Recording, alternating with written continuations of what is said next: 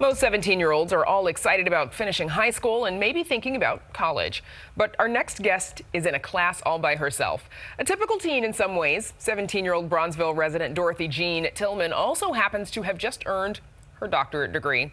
And if her name sounds familiar, that's because she is the granddaughter of former Alderwoman Dorothy Tillman.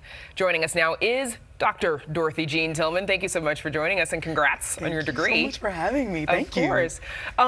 You recently successfully, of course, defended your dissertation. Yes. You now, as we mentioned, hold a doctorate in integrated behavioral health, which sounds very complicated. Shed some light on what your research focused on. Yes, so my research in integrated behavioral health focused on if outreach decreased stigma. Basically, if communicating with people about what their thoughts are on mental health, what they think about their own and other people's, and possibly ever getting help for it, would decrease them feeling like mental health may make you crazy, or getting help may make you crazy, or things along those lines. What do you want to do with that degree? I want to continue the work that I'm already doing entrepreneurially, but also to integrate those two things and kind of introduce other youth to integrated behavioral health, because a lot of people in my generation are interested in mental health and things along those lines. And so I think that continuing to work with facilities to maybe do outreach that can decrease stigma in any way would be what I would want to do.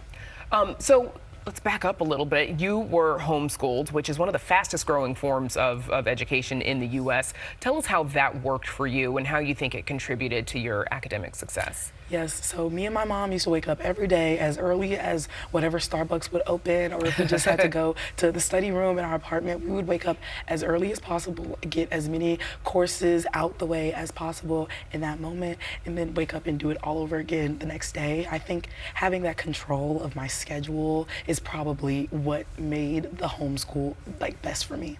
I would imagine if you're a gifted or accelerated learner, then being taught on your own by your mom, then that you can probably move along in your coursework much faster as well. Yes, having your own choice to just go at whatever pace you would like definitely gave me a lot more control and definitely made me enjoy education a lot more. So then you were taking college classes, though, by age 10. Yes. So how did you go from, homeschooling on a homeschool curriculum, of course, for a 10-year-old to taking college classes? Well, my homeschool when I was online for regular curriculum was my high school online program. That was the first time I kind of did online after finishing up all of my course hours for middle school so that I could move on to that. I did that, and we moved on to the associate's program because that was kind of my mom's goal, to move me into the college programming, because she felt like learning kind of took on a different form then. At what point did she realize, my kid's a little bit accelerated, and we need to upgrade to some college level classes and start earning degrees? Was there sort of a flip that switched at some point? Well, I think that after my gifted kids school that I was going to got kind of reabsorbed into another school, and I wasn't enjoying education because I didn't really I couldn't learn as many things as I wanted to. They weren't giving me the work in a way that I could absorb it as well. She kind of was like, we gotta take you out and do something different. Okay, so it's mom's idea. We can thank mom for that, as usual. And of course, then by 12, you had a bachelor's degree in humanities.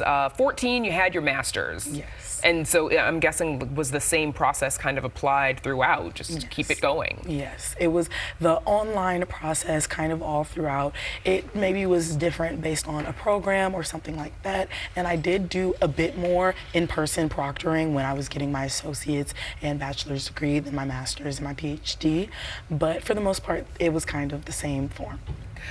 You're also an entrepreneur. Tell us about the Dorothy Genius STEAM Leadership Institute. Yes, so the Dorothy Genius STEAM Leadership Institute is a leadership institute that is helping youth find a pathway to their dreams through STEAM. And so whether that may be arts or technology or engineering, we are helping them find a pathway through that umbrella of STEAM, because everything falls under that umbrella somehow. And we should clarify STEAM. A lot of folks are familiar with STEM, but STEAM is STEM, including the arts. Yes, so it's science, technology, engineering, arts, and math.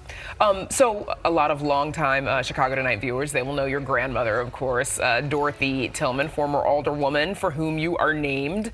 Yes. How would you say she shaped or inspired what you do today? I think that waking up so many mornings and going downstairs to seeing my granny like talking at the kitchen table, whether it was to my mom or to the TV about what was going on, or whether it was to me teaching me some very significant lesson, I think that every day it was something. I had a trailblazer like that in my home, and the knowledge does not stop coming. Of course. So obviously you've got a lot of incredible accomplishments behind you. You still do some typical teen stuff? I definitely would say I do. I'm in a Chicago dance group, the Happiness Club, and so getting to be with my peers there definitely keeps me like in my regular like teen mindset, getting to hang out with all of my friends and just go out and do the same things that people, my peers do, because I'm hanging out with them is definitely like something that a lot of people think I don't do, but is like my everyday. Right, doing some TikToks. Yeah, doing TikToks, going to the mall, like hanging out on my beanbag chair, like I'm the room, like the house that everybody wants to come over, all the LED lights and like star projectors, and so we just like hang out and have fun. Of course, like a normal 17-year-old. So at the same time though, you know, a lot of folks might see all of your academic success, particularly at a young age, as pretty intimidating.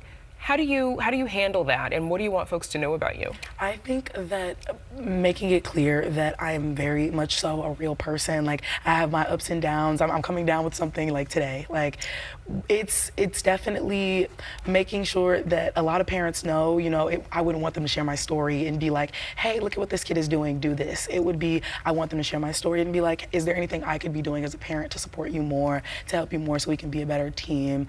I think that just having my mom there and having that support is what made it like even possible to do this in the first place. What's next for you?